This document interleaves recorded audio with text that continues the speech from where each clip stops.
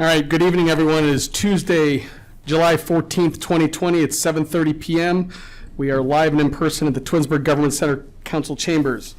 Call the regular council meeting to session. Shannon, please call the roll. Mr. Bellin? I'm here. Mr. Barr? Here. Mrs. Stoffer? Here. Mrs. Walker? Present. Mr. Scafidi? Here. Ms. McFerrin? Here. Mr. Fury? Here. All right, please rise and join Mrs. Walker for the invocation of the Pledge of Allegiance. Heavenly Father, we come to you today asking for your guidance, wisdom, and support as we begin this meeting. Help us to engage in meaningful discussion, allow us to grow closer as a group, and nurture the bonds of community. Fill us with your grace as we make decisions that affect all of our residents and businesses and our dedicated city employees. Bless those away from us, serving to protect our country. We ask these things in your name we pray. Amen. Amen. Pledge allegiance to the flag of the United States of America and to the republic for which it stands, one nation, under God, indivisible, with liberty and justice for all.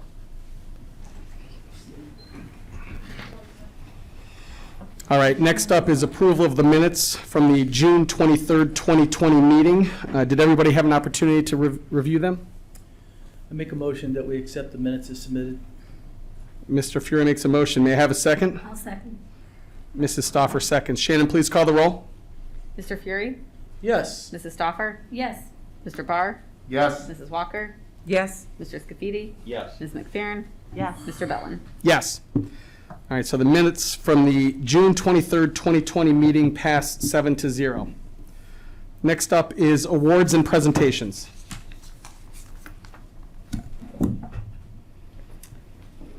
I have something. We have someone in the audience that's not wearing their mask. I thought we're all sitting here with them. Yeah, I thought that was your social distancing. Nope. What do you think You need to have a mask. Yeah.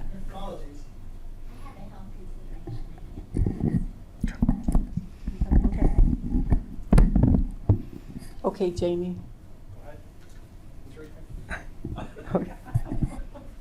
Just in case.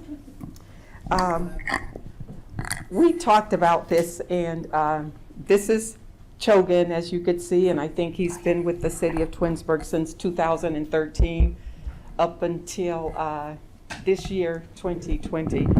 He's probably has been longer on his position than some of us on our regular jobs. So, 7 years, that's quite an accomplishment. And some of the things that Chogan has done, he helped us celebrate Earth Day, and he was at a couple of the fire open houses. And he's just a wonderful dog. I know when Jamie was on the Environmental Commission that he brought Chogan in with us, and he sat with us at the meeting. Perfect gentleman like he is right now. And what council would like to do, along with the mayor, we would like to give Chogan a certificate of appreciation. And it says the city of Twinsburg would like to recognize Chogan for his involvement in numerous events throughout the city, including Environmental Commission, Earth Day, and cleanup events, the Cost of Freedom, participation in the city search team, and countless parades, training, concerts, and open house events. And I also want to mention that I think Chogan was a part when that child went missing. Was he a part of that also? Great dog, great dog. So on behalf of council and the mayor, we would like to present this certificate of appreciation for Chogan, and it's presented July 14th, 2020.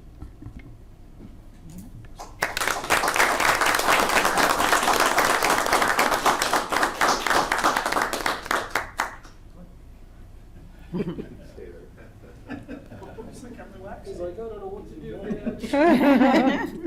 there any treats that go with the award?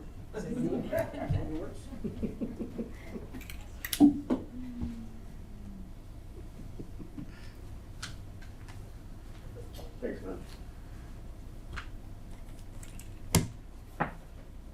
Gee, on behalf of Twinsburg CERT, We want to offer you a certificate as well.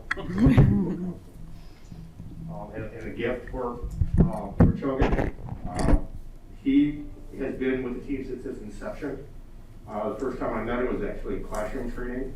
And he's an actual pretty useful tool in the classroom because he reminds the speaker that it's time for a break. He makes this weird groaning noise and they're like, okay, time for 15 minutes. But just a great tool for CERT.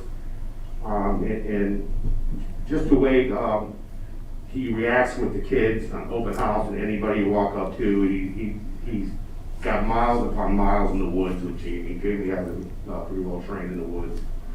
So he's an asset out there, but just the amount of people he's talked with open houses and special events and just all the events that Jamie has taken to that Daisy mentioned. So, just want to show our appreciation for Chogan and thanks for bringing him around. Thank you. Yes.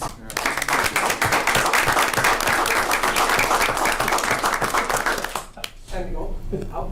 Jamie, I just want to thank you for bringing Chogan to the team. He's a big part of the team for 6 years plus. And he was there for everything. The kids love him. He is definitely the face of the team. And we had a donation, a $100 donation made to the CERT team on behalf of Chogan. So I want to present that to Steve this time. Find it in my pocket. I'm going to get it right to Chief Morgan. So. Thank you.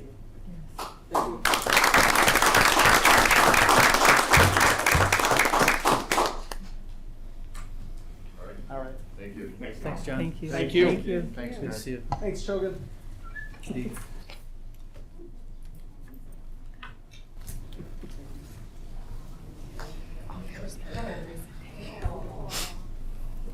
There's another presentation. The guy with the green. All right. Next up is audience participation. Yes, we have Sue Clark.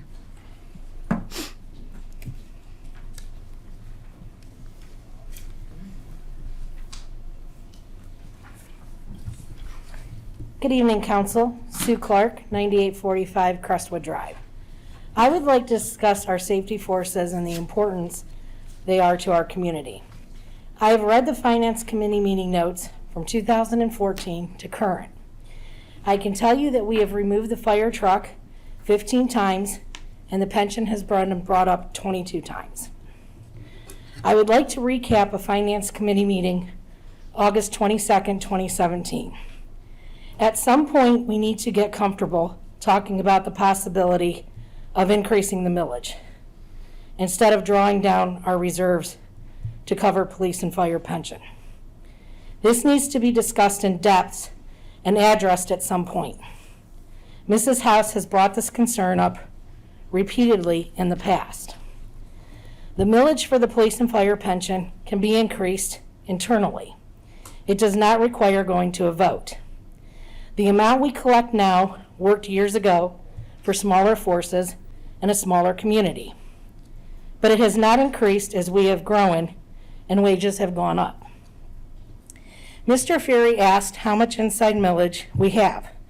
We have the ability to go up to 10 mills. Mrs. House explains that 0.6 is being used for police and fire and 1.87 for park debt. Mr. Fury questions if the information on the available millage comes from Summit County. Mrs. House obtains more information. In that same meeting, there was a clubhouse update. Mrs. Moyer discusses change orders. There were originally 13 and 2 have been denied. Some had to do with the soil water. This required cement stabilizing in the parking lot. Utility installation required some additional work. There currently is $150,000 in change orders on a $6 million project, which is reasonable. The number may change a little once we get inside the structure. Kitchen equipment, furniture, and fixtures were not included in the 2017 budget and will be included in the 2018 budget. In 2019, we also spent $20,000 on a consultant $25,000 on pickleball courts, and $14,000 on issues 46 and 47 that the residents voted down several times. In one of the finance meetings, a council member said, "We keep talking about the 4.9 mils, but no one is offering solutions." Well, here are a few solutions. How about raising income tax by 0.25%, reciprocity by 0.25%?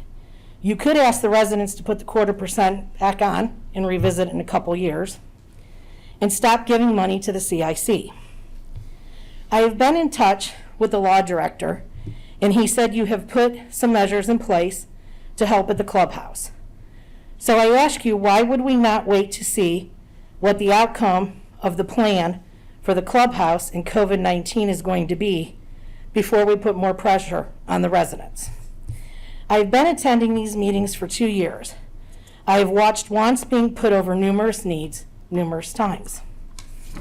With that being said, I'm asking you to stop, listen to the residents, to see if we can come up with some better solutions that may not be so permanent and may cause some hardship to some people. We have no idea where COVID-19 is headed, and you have been talking about the pension for years. Is it really asking too much for you to put the brakes on and let us look at this more thoroughly? I would be willing to do some research as to what some other communities are doing.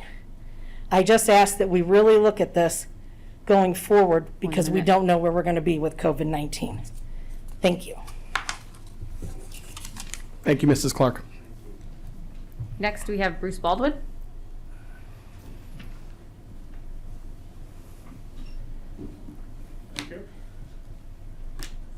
Good evening, Council. Bruce Baldwin, 3310 Cannon Road. I believe it was June last year, 2019. I happen to notice 2 culvert pipes are starting to give out. As I said to myself, this will get worse unless replaced. And I believe it was June, 1 month after 2019, I was coming home from work. Traffic stopped, crews was patching, and they patched a 1/4 part of the bad part. So I was watching, traffic was backed up. They were doing a good job. And I see the one worker, must have been the boss or the foreman, look, and I see him looking, and all of a sudden they leave. They only got a 1/4 of it done, but I see him looking. It was so bad, I figured, told those guys, we're going to waste money here, we're going to waste time, we got traffic backed up, I got to turn a report in this before it gets worse. Well, and the crew moves on, I thought, well, that is a good idea, as I said before.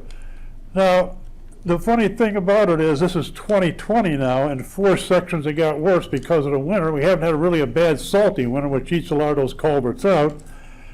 And for safety's sake, I believe does anybody, like when they see that from the city, do they write out a report before somebody gets hurt or it gets any worse? So somebody see that, let whoever's responsible for that.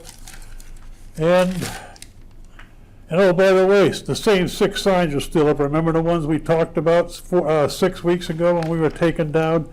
Police dispatcher says they don't discriminate. And I believe everybody knows yesterday was Mr. McTurian's last day on the Twinsburg Police Department. I don't know how many people remember that. It's been 11 years. I went to the funeral. I went to the funeral. I'll never forget that day. I hope more people would come over to the memorial and say a little prayer, as I do when I leave here. I mentioned before about maybe making a sidewalk over there. I don't think it's a good time to do that now because our money is running short.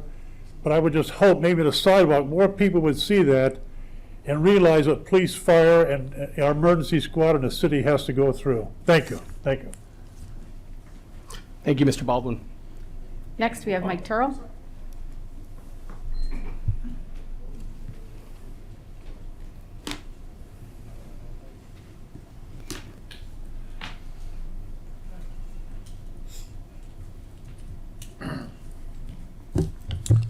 Good evening, Council and Mayor. Michael Turrell, 99304 Forest Lake Drive. Going back to the thing of listening to the residents, I'm not going to go in the direction of the taxes. We kind of know what's going on there.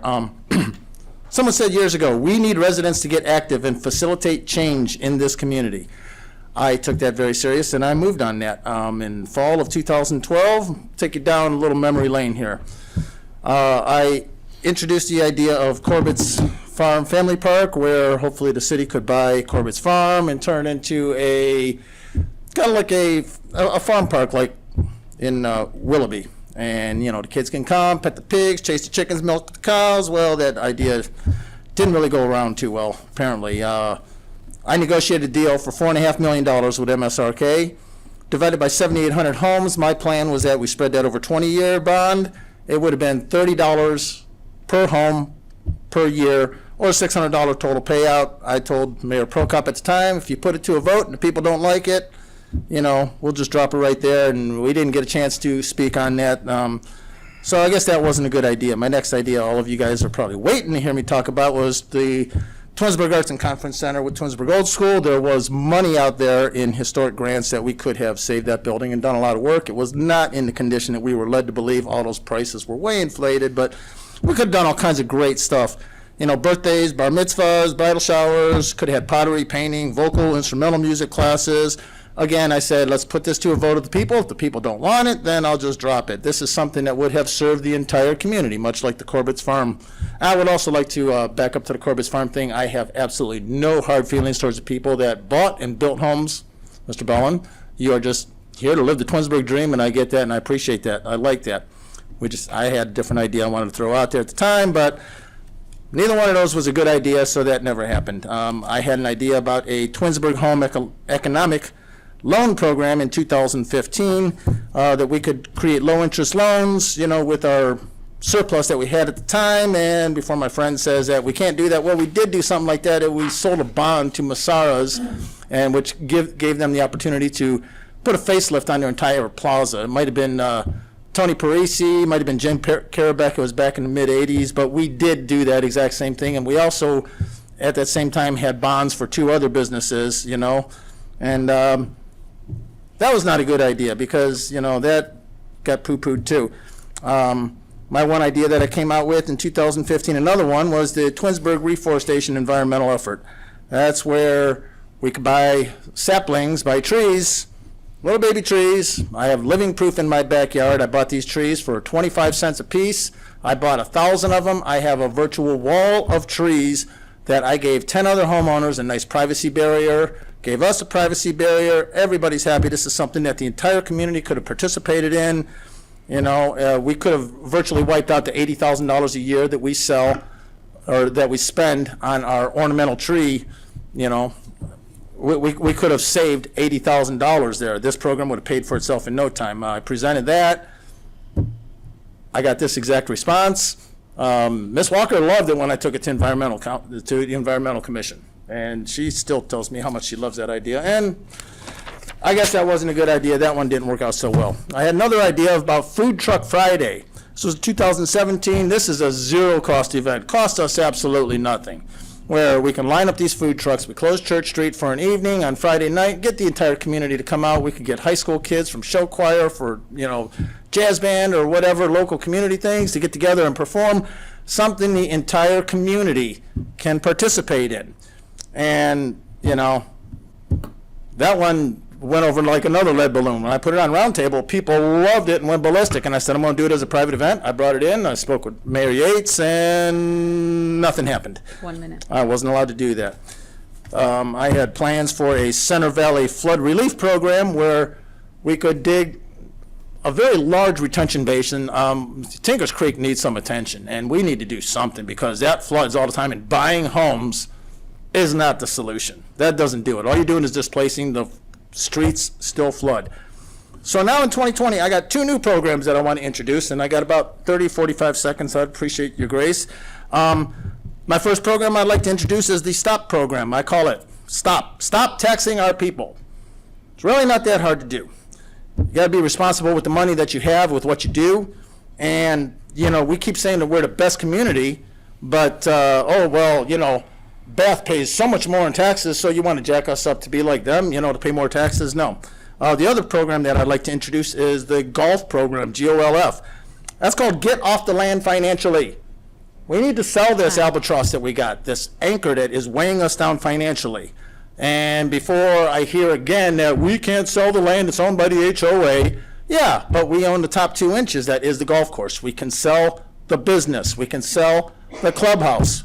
You know what? Let's package it together with that 19.2 acres up there that we tried to rezone 3 times, that the residents shot down worse and worse each time.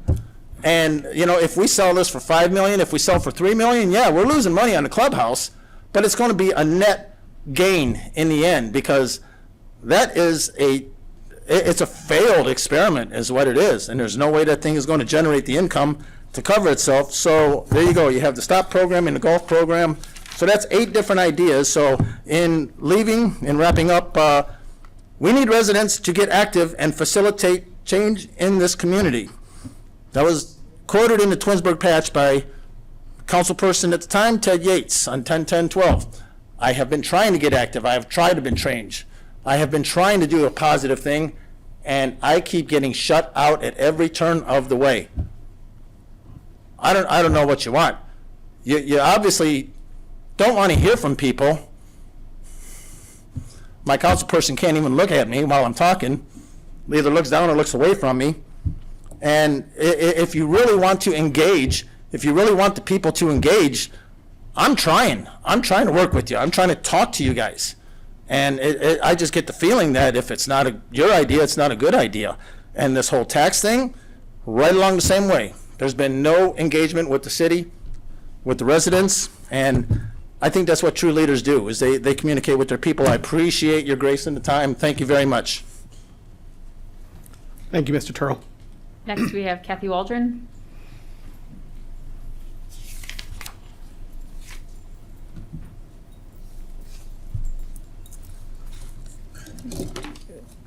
Together here.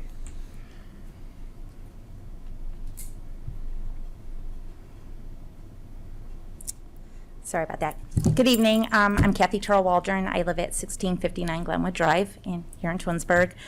I spoke to you guys a few weeks ago when you had your council meeting 3 weeks ago, and some of the topics that I touched on were, who do you guys represent? How have you collected data? And how do you make your decisions? I believe that last meeting was, 3 weeks ago, correct? So in that time, I will have to say I'm a tinge disappointed that none of the tools that you all have in your tool chest, and I'm calling it your tool chest, you didn't use any of them over the last 3 weeks. I gave you guys some information, said, look, why don't you engage the community? Ask them what they want. Do a poll. Use your Blackboard Connect. And one thing I will tell you is when I was on the Board of Education, we had to attend how to be a good Board of Education member. And the one thing that stands out to me was the gentleman hosting it said, you have to go where the people are. Doesn't matter. You have to engage them and you have to go where they are. And I'm going to tell you where a good portion of our community is. They're on social media. I know it's hard to engage on social media. I get attacked every day, and I'm not even in politics anymore. It's hard, I get it.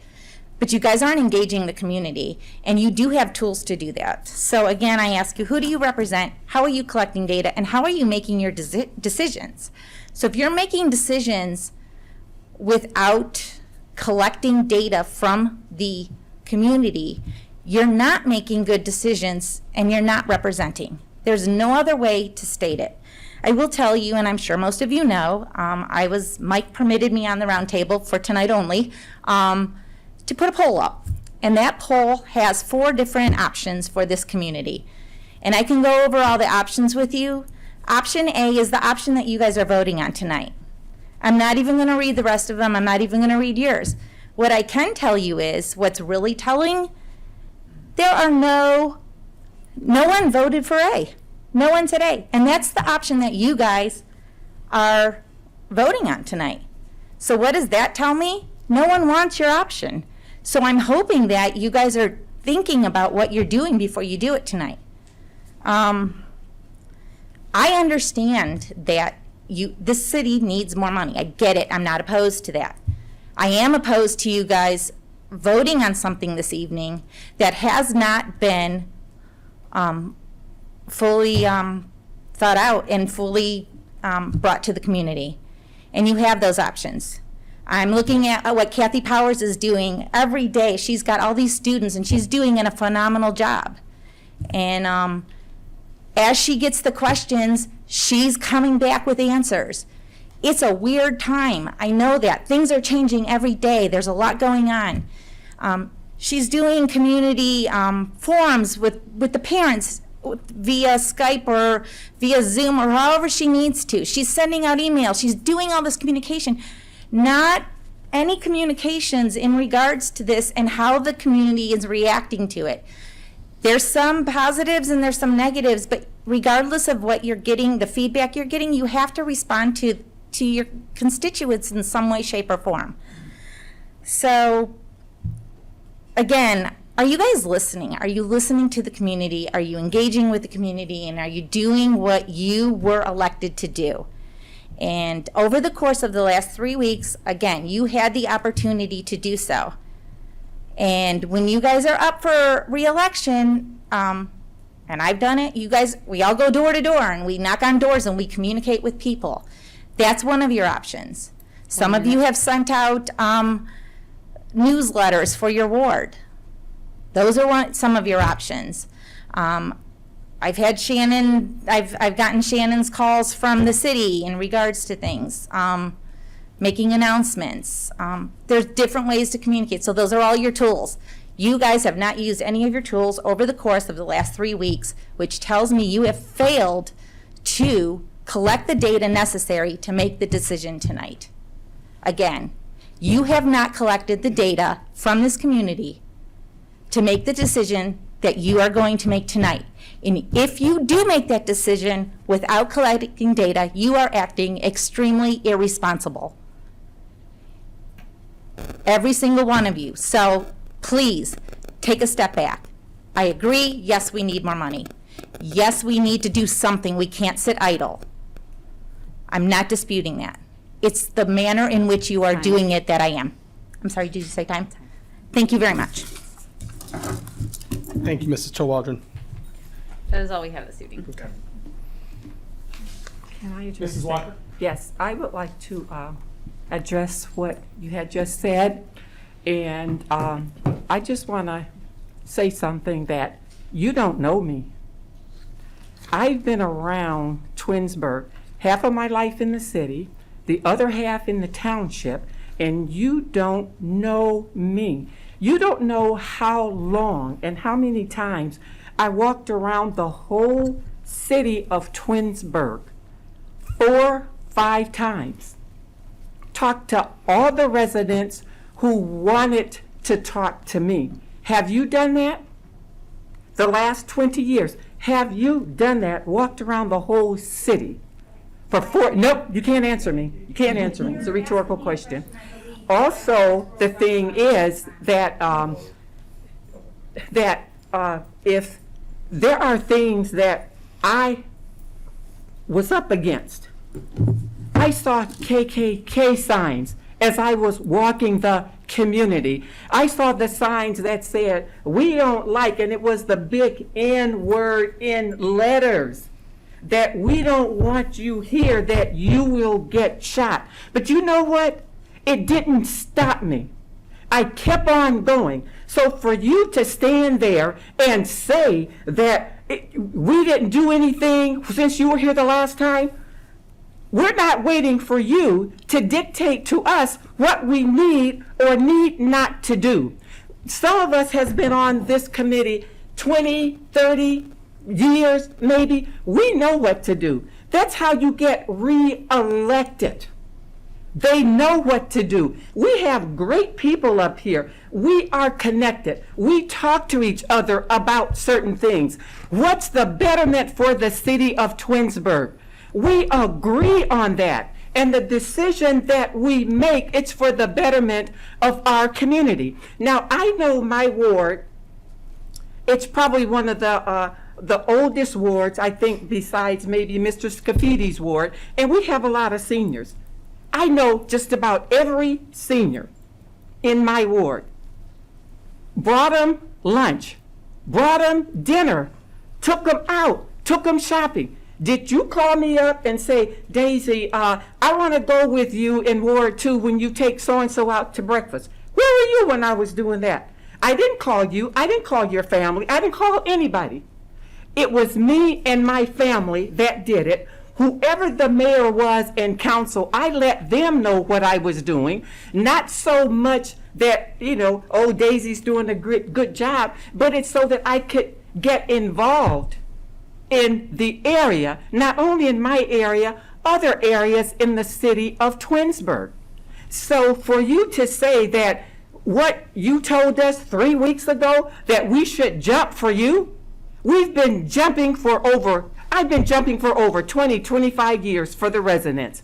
Sam has, Scott has, Maureen, Bill, Joanne has. So for you to say something that is totally untrue, so you need to get to know who we are. If you want to meet with us personally, I'm sure we could meet with you and let you know what we have done for the past 20, 25 years.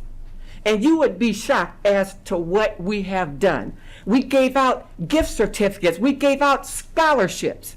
Have you done that? Yes. We fed them. We took them shopping. We took them to the grocery store. Have you done that? Yes. Have you bought them clothes? Have you bought them food? Yes. Did you walk the dog? Yes. Well, then, if you've done it, then just don't think that you're the only one I don't. who has the options of doing it. So I just want to say, I did appreciate what you said the last time. Take our time and think about some things. We've taken our time. We've thought about some things. And if you want to call us on a one-on-one and meet, we would welcome that. But for you to say that we didn't take your advice and we're still doing status quo, you're not going to talk about my cohorts and myself up here. That's totally unacceptable. So until you get your act together and learn how to talk to professionals up here, you could just take your seat and sit down and learn from us. That's all I have to say. And I believe Robert's rules, since you addressed me directly, allows me to respond. Ms. Walker, I was. This is not a, this is, Rules that said that there's no this is not a back and forth. No response. So you're Out of order. Please take your seat. So Robert's rules does not permit, We go under council rules, not Robert's rules. Out of order. And you're out of order. you're not going to permit me to, is this meeting not used by, I'm serious in this question. Just another night with you, so. So you are not using Robert's rules for this meeting. You are not, this is not a debate.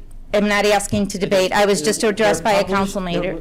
The meeting is run under Robert's rules. Audience participation is run under council rules. Right. There is no debate. You get your 5 minutes. I'm not debating We gave you anything. 5 minutes. She asked me several She questions. responded. It's rhetorical. There's no response after that point.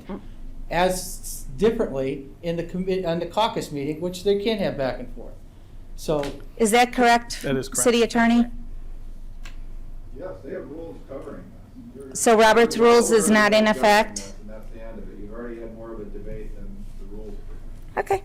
I wasn't asking. I was just responding to a question, and I'm sure it's unfortunate, but I will say that, Ms. Walker, you represent the constituents, not yourself. Check yourself.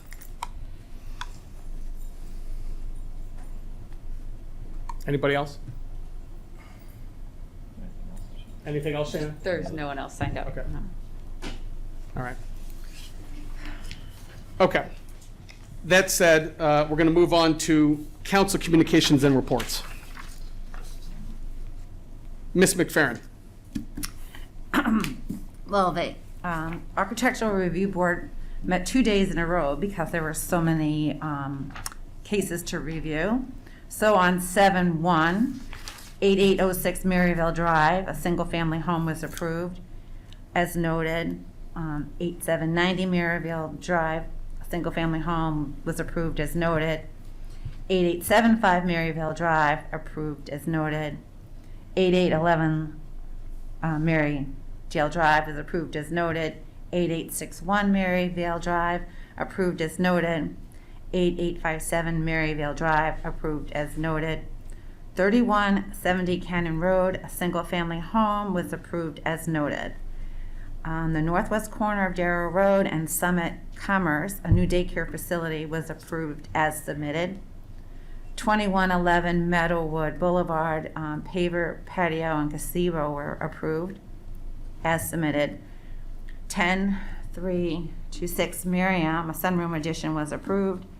And 2999 Connington, a garage, was approved. Then on July 2nd, 2035 Midway Drive, Weedman's sign review was approved as noted. 2700 East Aurora Road, a T-Mobile sign was approved as submitted. Multiple locations on Ethan's Green sign review were moved to table. 9996 Darrow Road, repair of a carport was approved as noted. 10055 Deerfield porch roof was approved as submitted. 12138 Waywood Drive, a roof over an existing deck was approved. 3166 Darien Lane, a covered patio area was approved. 8909 Gettysburg Drive, screen room addition was approved.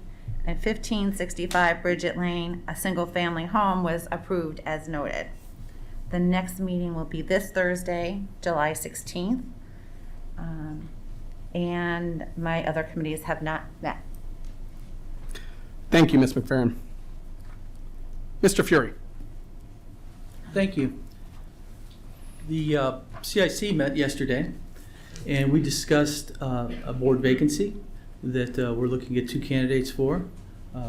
We are maintaining the property that we own and looking at additional acquisitions on 82. The next meeting of the CIC is July 22nd, excuse me, it's August 3rd at 4:30 in the afternoon. The Board of Zoning Appeals will meet on July 22nd at 6:30. That's all I have tonight. Thank you, Mr. Fury. Mrs. Walker. You want me to say something? You don't have Oh, to. no, I just want to comment on, this is all good. I did meet with Allison, Chamber of Commerce, she's over that, and she brought me up to date on the activities that we're going to have, the golf outing, I think that's in August or September.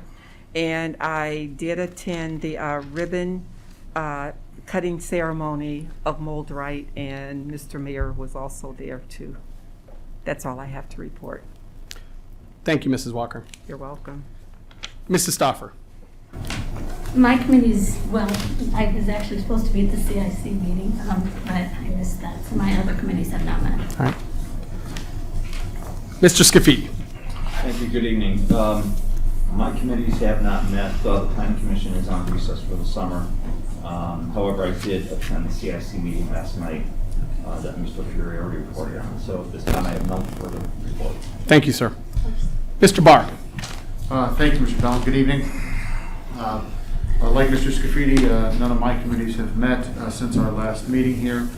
The next meeting of the Finance Committee is currently scheduled for August 25th at 6 p.m. here in Council Chambers. That concludes my report. Thank you, sir.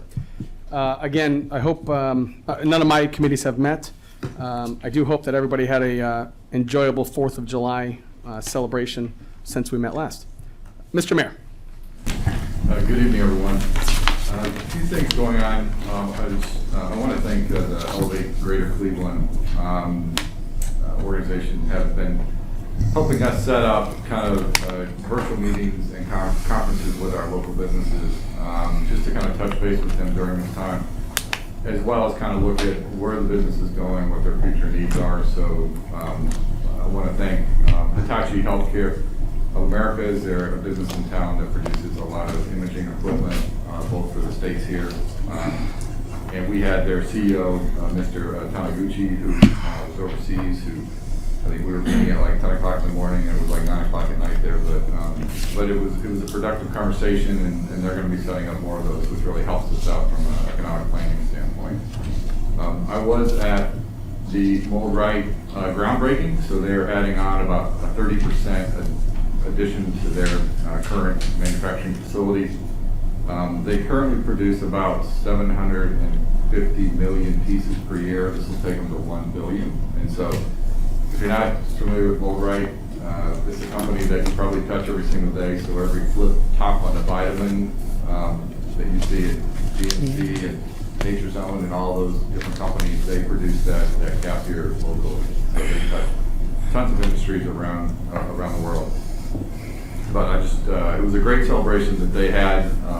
You know, a lot of times when we have these additions, companies don't set up these kind of events, but they should, because it is definitely a significant event for their company, and it shows they've been in Twinsburg for a long time, and this just shows that their commitment to the city and their business.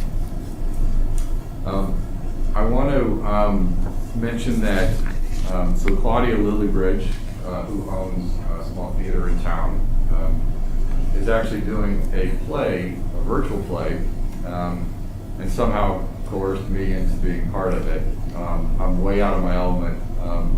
Put me on a sports field with anyone, and I feel like I can't hold my own, but to be part of a play, thank God it's virtual.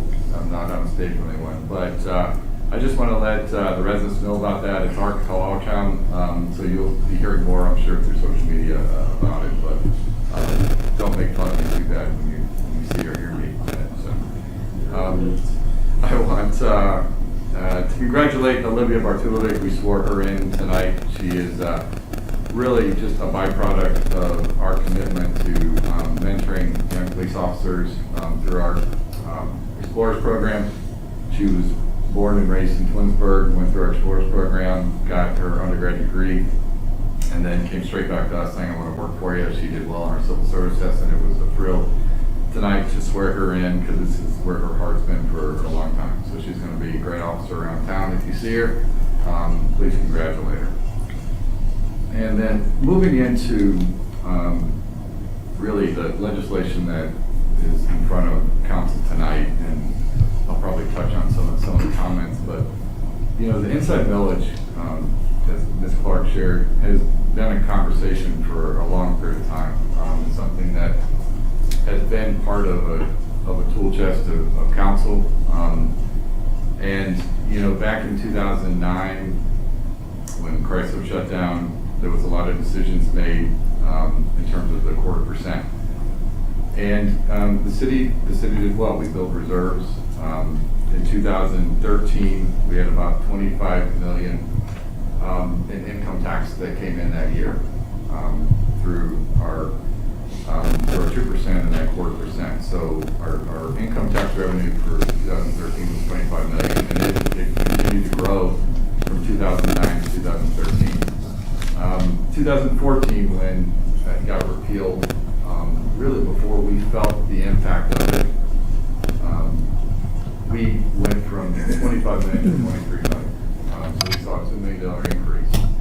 When I took office in 15, we went from that 25 million peak down to 19.5. So it was almost $6 million increase in a 2-year period. And from 2015 to current, I know council's been really involved.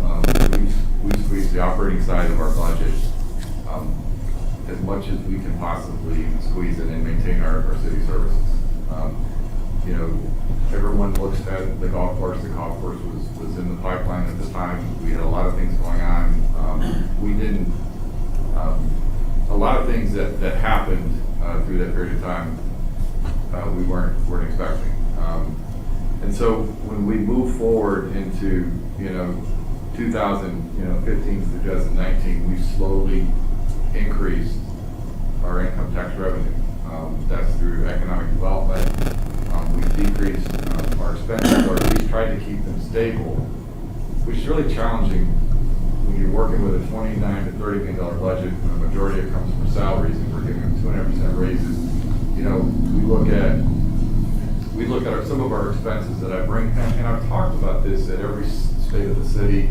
I've talked about how we looked at the expense side, and at some point we're going to start addressing the revenue side of the equation. And I think we all discussed back when Mrs. House was finance director, going back a long time ago, the need to have a more stable income source besides being completely dependent on income tax. You know, there was a comment, I'm not sure who made it, who said, well, let's look at what other communities are doing. Well, if you look at other communities, especially in Southern County, we're 30 out of 30 in terms of the lowest millage that supports any of our general fund operations, okay? And with this, if it gets passed by council tonight, it might move us to like 23rd or 24th out of 30. So every other community uses millage and inside millage to help support their general fund operations. We've done a great job over the years maintaining the level of services that we have when you compare us to other communities and the amenities that we have. I mean, our police and our fire, our service do a great job. We're extremely proud of them. But when, you know, my house is shown here, the real estate agents are talking about, you're moving to a community that has free trash pickup, that has an outdoor water park, that has a fitness center, that has a golf course, that has a lot of these other amenities that other communities don't have. And we've done a really good job of maintaining that. But when you see a $3 to $4 million increase in salaries and wages with the same amount of bodies providing the same services, when you see $1 million to $2 million increase in healthcare expense over the same period of time, when you add all of that up, and we're still not even close to the 25 million that we saw in 2013, it gets very, very difficult to continue to operate. There's no other business that operates, and this is a business at the end of the day. We're providing services to this community that can continue to provide those services without seeing an increase in the cost to do it. And that's really what this is about tonight. I mean, I think council, I've talked to every one of them personally, and on the record, know that we need to do this. I know there's probably going to be some tonight that believe the timing is bad, but this is something that we needed to do a long time ago. I think coming into the 4% falling off, we spent 5 years squeezing as much as we can squeeze, and I think this is the time that we have to act. We're currently almost $2 million short this year of what we were last year. Okay, so yeah, COVID is impacting us, but it's not the reason that we're doing this. And so, you know, I would ask council to support this tonight. It's something that I made public. I've supported, and I would hope that the residents, and I believe a lot of them understand the benefits they get here in Twinsburg and the level of taxes they pay. And you know, this was what's being presented tonight with the split between the 2 years, the 21 and the 22, was a compromise based on a lot of discussion that went on behind the scenes with council, with residents, with a lot of different people. And so I think there was a lot of dialogue that went on. I mean, you know, we talk about social media. I don't get involved in social media that much. I don't interact with a lot of the threads. I'm blocked from a lot of people that may be in this room who post stuff. So I can't see certain things that may get posted out there. So, you know, it's one of those things that we use the tool the best that we can, but you have to also look at what's being put out there and what you can take from it. So, you know, tonight, I know these are very difficult decisions for council. It's never a good time to talk about taxes and tax increases, but this is something that has not just been brought up. This is something that's been talked about for a long time. The first thing our current finance director brought up, you know, we are way too dependent on income tax. You know, we sat in an office in the beginning of when COVID hit, and there was an article about Columbus saying how dependent they are on income taxes, like 73%. And that's going to be devastating for them. I mean, we're at 85%. So we're probably the most dependent on income tax of any city in the state of Ohio. All council's trying to do is balance that out a little bit. And as we move forward, shore up our pensions, you know, this is being dedicated to our safety forces. And as Ms. Clark said, it's important. And yeah, there's a lot of capital that has been set aside in the last few years. The chief's sitting in here, he knows those conversations. We have a truck coming. We have another one that's going to be about $500,000 more than the current truck we're buying. there's a lot of needs that go on a yearly basis and on a 5-year and 10-year plan out for both departments. What we're trying to do with this is make sure we got the money set aside to take care of our police department. So, with that, I just hope that the council supports this tonight, because it's something that, even though it's challenging times, we need to move forward and do this right again.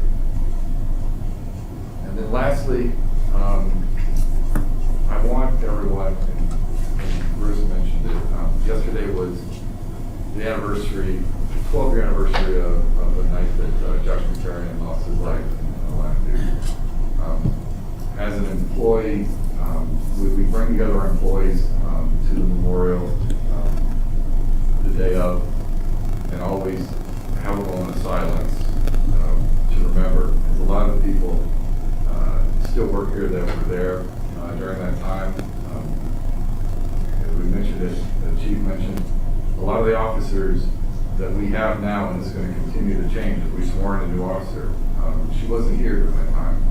But the memory of Josh needs to stay alive, and that's why we continue to do it. And so, as a community tonight, I would like us to right now just have a moment of silence, and remember Josh before we move on to the rest of our meeting. So we can do that.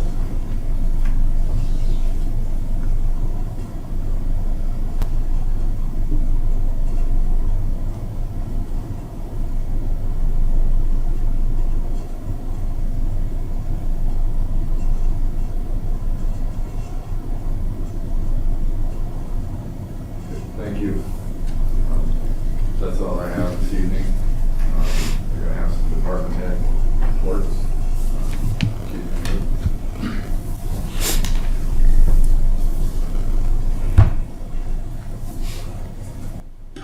Good evening. For the month of June, the fire department responded to 217 calls for service. That brings us up to 1,406 for the year, which is just a few calls behind last year's pace. Just as an example, a couple of the events that we attended to, on the 8th of June, the fire department, along with the police department and CERT, conducted a search for a missing person in Center Valley Park that ultimately lasted for about 4.5 hours.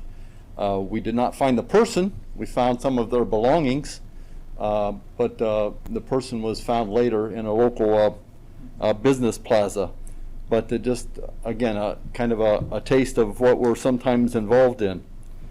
We got, on the 14th, we were called to mutual aid in Hudson for a house fire at 4:30 in the morning.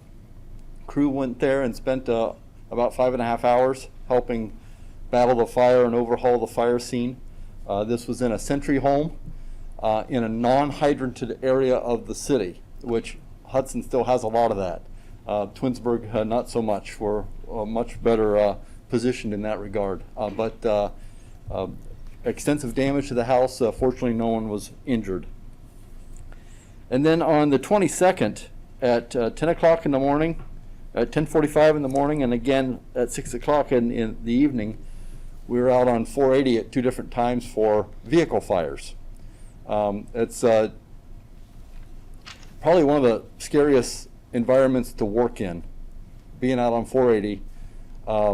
We see every day instances of safety forces being struck by unattentive drivers out there. So 2 different occasions. One was for a passenger vehicle that caught fire. Was a total loss. The one at 6 o'clock in the evening was a garbage truck. And I don't know if any of you are familiar with the tactics of fighting a fire in a garbage truck. Quite often we have to totally unload them. But fortunately in this case, the fire was not actually in the garbage. It was between the cab and the body of the truck, so we were able to extinguish it without dumping a load of garbage on 480. But those are, again, the nature of some of the things we get involved in. Fire prevention has been really productive in the last couple of months, getting caught up on inspections. After we came out of the initial shutdown for COVID, We completed 157 inspections in the month of June, and we also worked on 5 different fire investigations. And we've also continued to try to participate in public education through some drive-by events at a couple different birthday parties and other events of that nature. We continue to train a total of 91 events in the month of June, totaling over 400 hours of training for our personnel. We did complete the weather warning siren test on July 11th. All of them functioned again except for the one on Bavaria Road in the township. It was checked after last month's test. Mechanically it is okay. There's a theory that maybe the programming for the receiver on the tornado siren might not be proper, so they're going to check in the programming on the receiver for that unit. Our COVID operations, we continue to this point. We've been fortunate that none of our personnel have been sick, and as far as we know, none of their families have been sick. So we continue to adjust our approach to dealing with this. We have had pretty extensive COVID exposures in a couple of the nursing homes here in town, and in fact throughout the community and the residents in the city and the township. We continue to take all the precautions we can to make sure we're sanitizing our vehicles and giving our people the proper protective equipment, and so far that seems to be paying off well. We do continue to maintain a good PPE supply. We received our last pickup of supplies from Summit County back in early June. I don't know if there's going to be any more forthcoming or if all of the supplies have been gone through, but at this point we're in pretty good shape. And we continue to work with building department, making sure that the actions that some of the businesses take for protecting their customers and their employees, and that they're code compliant and they're not creating hazards as they try to protect their people. We do have some projects that are in process at the fire department. Right now, the installation of the sprinkler system has commenced and is well underway, and we're looking forward to having that done. The new windows for the second floor of the station are on order, and we're still working on the details for the replacement over the overhead doors. And again, the windows and the overhead doors are being covered by the grant through NOPEC, the sprinkler system largely being covered by a grant from FEMA. The new engine is on order. As I mentioned before, it's been delayed, but we do have a contingent, 3 people going up to Wisconsin Thursday morning to do the final review of the specs, actually get some questions answered, because they're in the plant. They can actually go out onto the floor, see some of the trucks in process being built, and really get a good example of what some of that spec language means. So they'll be up there for 2 days, and the process of actually building the truck should commence shortly after that. We are expecting it to be delivered at this point in the first quarter of next year. And our staffing remains fairly stable. We were thankful to be able to swear in Hannah August as a new full-time firefighter last month, which for the time being brought us up to full staffing on the full-time side. But we did receive the announcement of one of our members intending to retire. So that's going to happen during the course of August. So we'll be looking to replace that person at the earliest opportunity. And that's my report for this evening. But I do want to again take this opportunity just to encourage council members. I know it's a tough decision regarding the inside millage, and I know the functions of a representative government are often tricky. Certainly we like it when we're doing what everyone wants us to do, but sometimes we're called upon to do what needs to be done in the best interest of everyone that might not know all the details. So I just want to encourage you to make the right choice. It's never a good time to raise taxes, but it's often necessary. And as I mentioned it previously, back in '09, even though I was a resident of Streetsboro and knew my income tax would go up as a result, I knocked on doors all over the city of Twinsburg to help pass the income tax increase back then. And now I just beg the residents to understand it's important for us to find a different way to provide revenue for the city. And I think it's important and only fair that property owners in the city bear some of the cost. And I just, again, want to encourage you to do what's right this evening. Thank you. Thank you. Thanks, Chief. Good.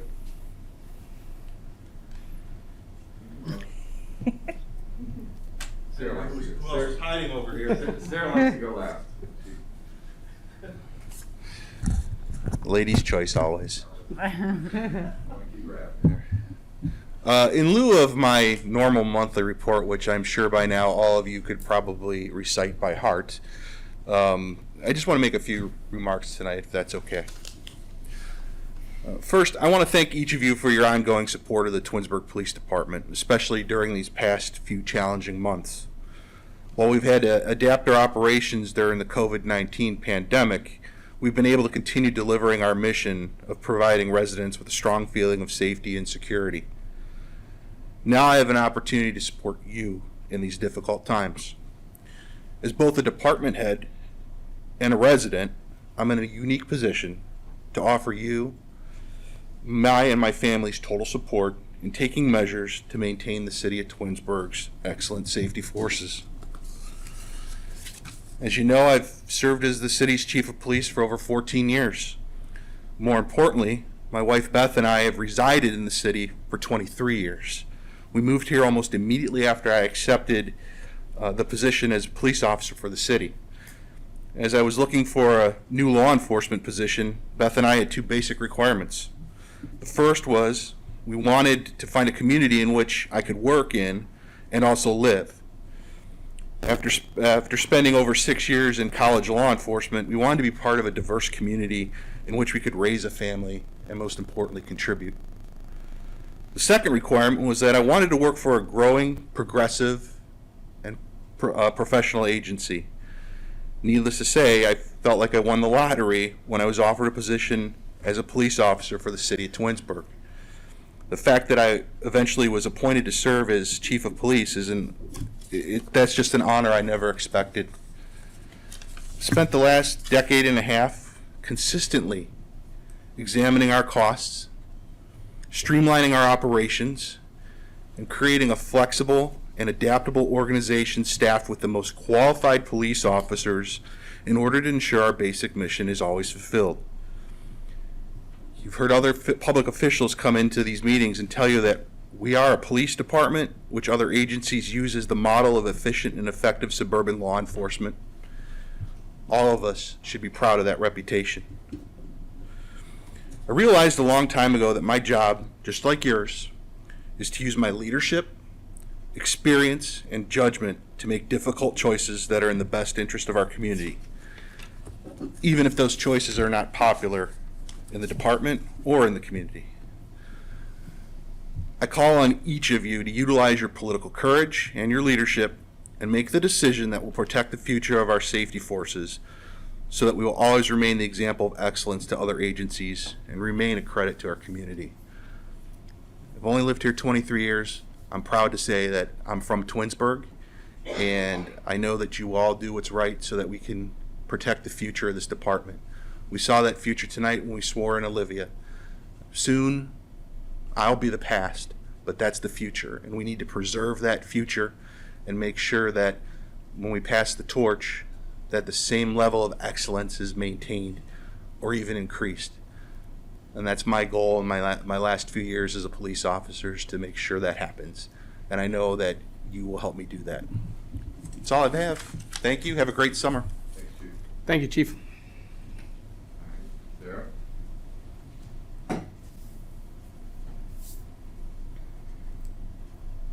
I can start going first. It would be okay. Good evening, everybody. So this is a time in finance where we're sort of living in 3 different years at the same time. 2019, we had our auditors out on site last week. That went well. There was a new piece to the audit this year where they looked at our IT systems. So that was new for us, but I think it's a helpful thing going forward. In 2020, you have an appropriation amendment in front of you tonight for personnel reduction in costs. That's on 3rd reading. If you have any questions, let me know. 2021, we've started the budget process. So it's hard to think about because 2020 seems like a long time. But we do have to start looking at 2021. We're working on the June close this week. As soon as those, just like always, as soon as they're ready to go, we'll have them out to you.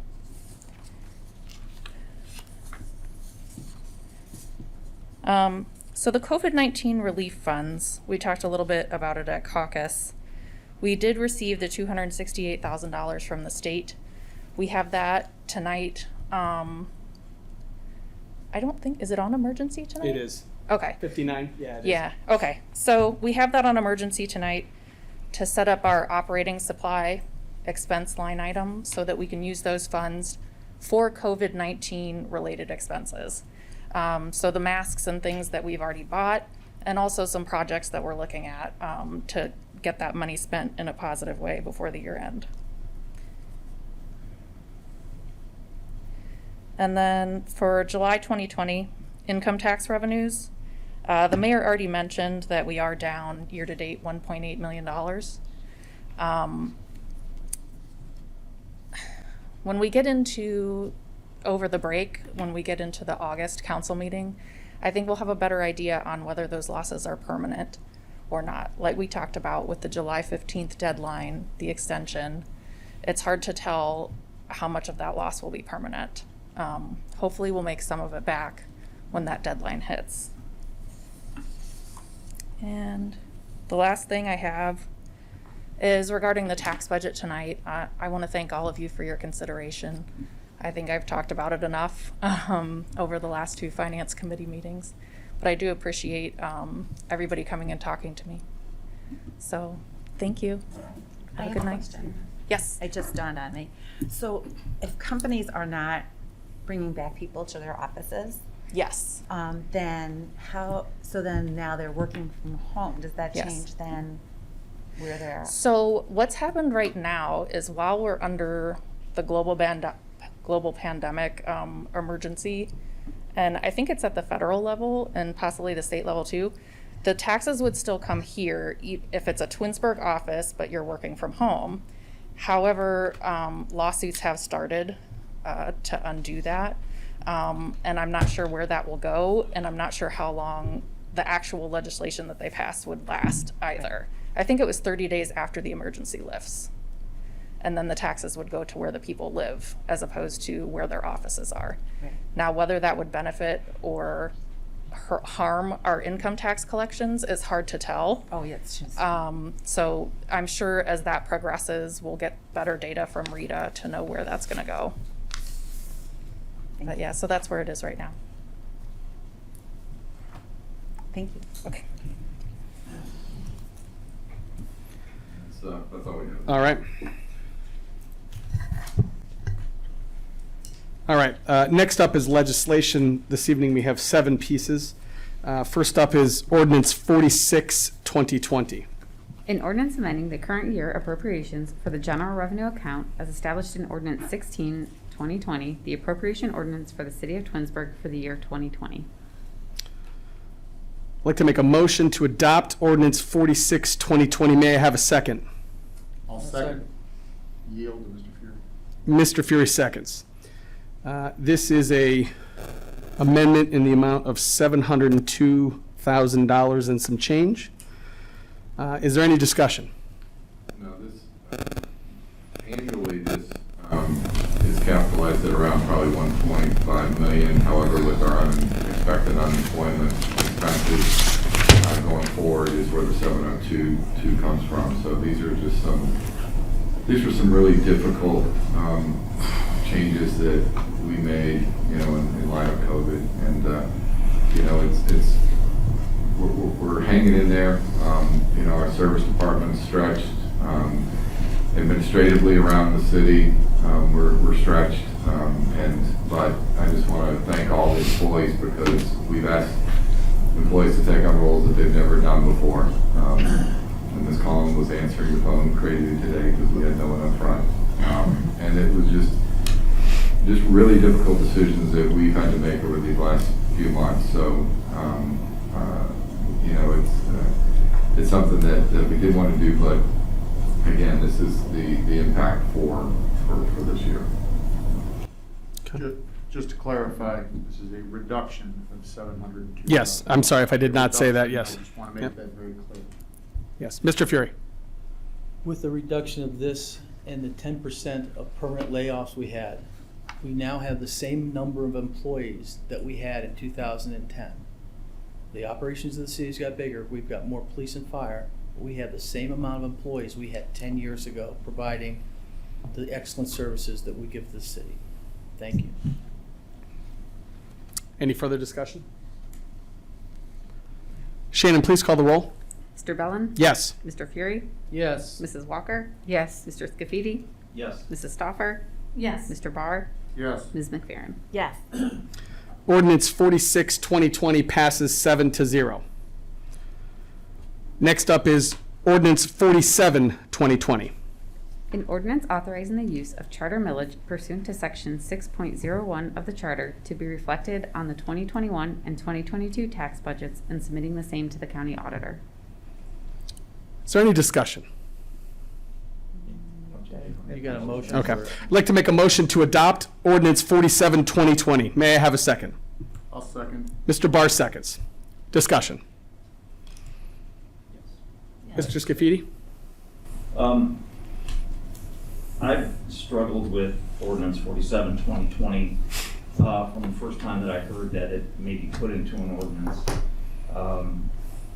There were finance work sessions that took place, and unfortunately we weren't able to be there, and out of that work session came 4.9 mils, okay, as an inside millage increase.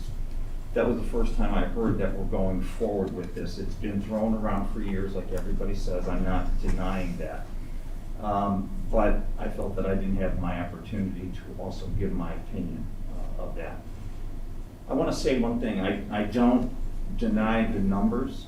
I think that the numbers are correct. I'm not saying anybody's embellishing. I'm not saying that we don't need the additional revenue. Okay? What I'm saying is that when I heard this coming out, my first reaction was, well, I wanted to have my say so. I wanted to talk to, you know, the people that decided to support this. So I called my own finance work session, and I talked with, I had Mr. Barr there and Mr. Bellin and the mayor and Sarah, and we discussed the proposed increase. At the time, I told them my feelings. I thought that, you know, first and foremost, I think is, you're right. It's never a right time to raise taxes. Never, okay? I just think that this whole global pandemic compounds that and makes it even worse time. Because there are people that are having difficult times with this. This thing is a moving target. It's grown, it's come back. The numbers of the virus have gone down, they've gone back up. People are still unsure. Restaurants are being asked to close in other states, okay? And we don't know where that's gonna go in the state of Ohio. We don't know what's going to happen here. We don't know people have been called back to work, but as we all know, you walk into a restaurant, people are not patronizing restaurants. You can go in there and they're empty, okay? So their incomes are not what they used to be. And although we've been fortunate, I think everybody in this room, for the most part, has been fortunate. We've all been working through this whole thing. Our income hasn't really changed, again, with the exception of a few, okay? But we have been very lucky. We've been fortunate, and I feel blessed by that, that I haven't been touched by that, but I know that there are people that are. So, in our discussion, it was proposed to me or asked if I would support a 1.4, which would be the police and fire pension. In my entire career as a city councilman, I've always supported our safety forces, I've supported our service departments, I've supported the entire staff of the community, wherever I work, because I happen to be one of those people also on the other side. I'm part of an administration, I always have been. So I understand their needs and I understand what it takes to run a city and run a community. I have budgets that I have to create and budgets that I have to live by. So I was given one night to come up with a decision on that. I asked, let me think about that. I said, that sounds reasonable. I could probably live with that, but I wanted to think about it. Well, the next night, there was another meeting that I was not able to attend. And it came out of there that we're going to go 2.5 and 2.4 and then 2.5 the following year. Well, again, I thought about that. At first I struggled with it. And then I thought about it because we have park millage that'll be ending next year. So I looked at that as somewhat of a wash. 1.4, I figured, that was a total wash for me because the park millage, if I'm correct, is 1.3. So we would have been just about washed with the residents, okay? And then it was proposed that we go to 2.4 to cover the capital. And so that was something, giving me something to think about. And I said, okay, well, if that's gonna be a wash there on one end, we can do the one mil just about, and I'm not talking exact numbers, I'm talking round numbers. And, that was something that I could possibly consider. But then we wanted to throw in the next year, okay, at 2.5. And I'm thinking, well, wait a minute, now it's growing and growing and growing. And again, I know that the need is there. I'm not saying that it's not there. But I said this at a public meeting a while ago. Back in 2013, when we put the 0.25% on the ballot to take it away, not one of us did anything, because we had, 20 million, 25 million, people will tell you it's 30 million we had in the bank at the time, okay? But we're all smart enough to know that Cornerstone was not going to take the place of Chrysler. We all knew that. That money was eventually going to continue to dwindle, and the mayor alluded to that it did.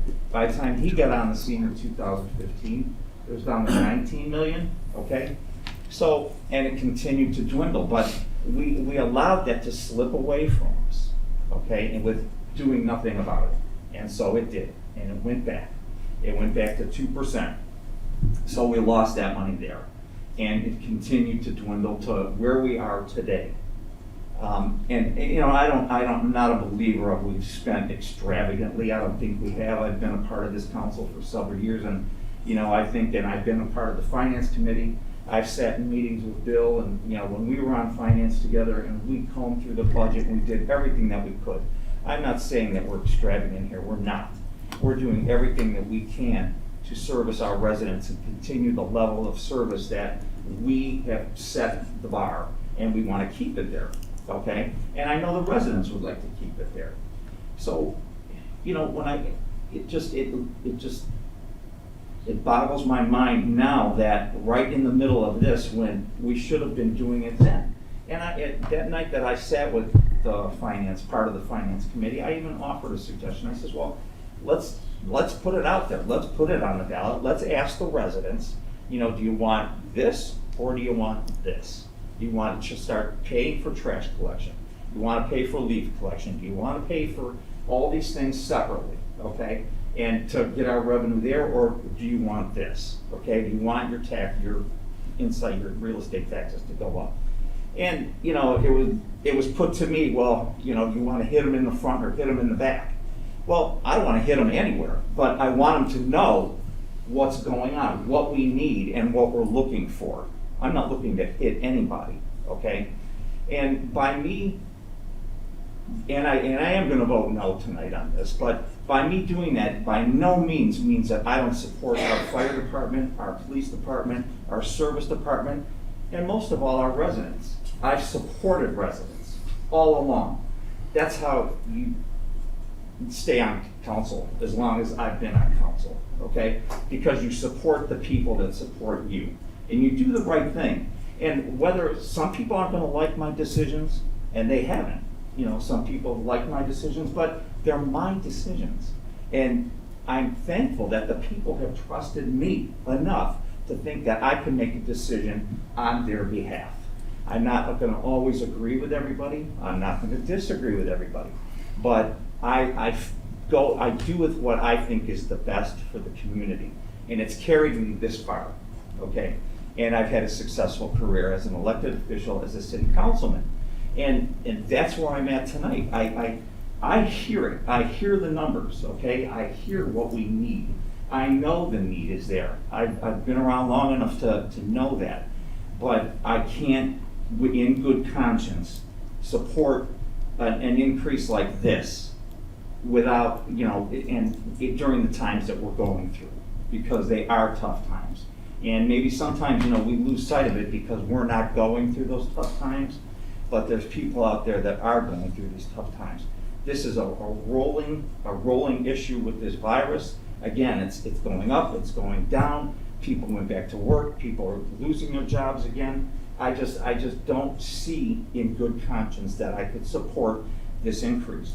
Now let me say this, and I'll be done, that the current legislation before us tonight has two parts to it. One for this year, one for 2020, 21, and one for 2022, another 2.5 mils. Bringing the total up to 4.9. Okay, that's what we need to be. And so I asked then the question, can we separate it? All right, why do we have to do that now? Let's see where we're at in 2021, okay? Let's see what the pulse of the community is. We'll hear from people, number one. But I really want to see where we are as far as the economy. Where's the virus at? What people are working? Are people back to work? Are people trying to level out again, okay? Or are they still having some financial issues that I know that they're having, okay? And so, unfortunately, we have the legislation before us tonight. I think that had it had been separated, I'd be able to support the 2.4 tonight because of the 1.3 that'll be falling off next year, okay? And so it's almost trading, making a trade, and still supporting. So there is something out there that I would support, and I do support the fire department. I support the police department.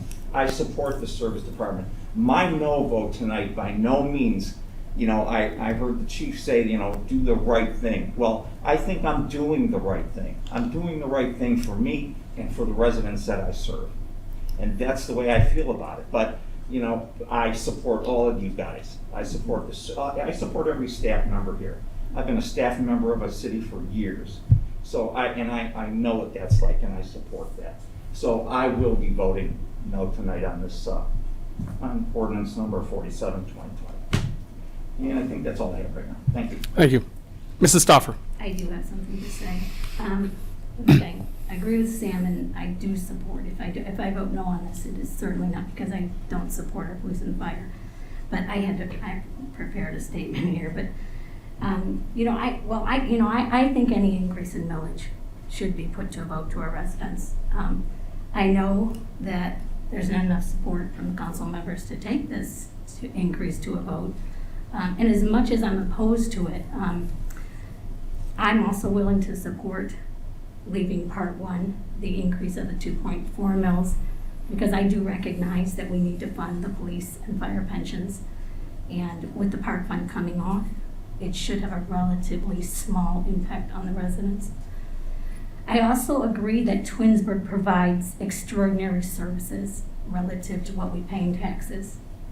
I understand that our city is under a great deal of financial pressure. And, you know, as Sarah's pointed out, we as a council have been discussing various ways to increase revenue for years. I mean, that's not new.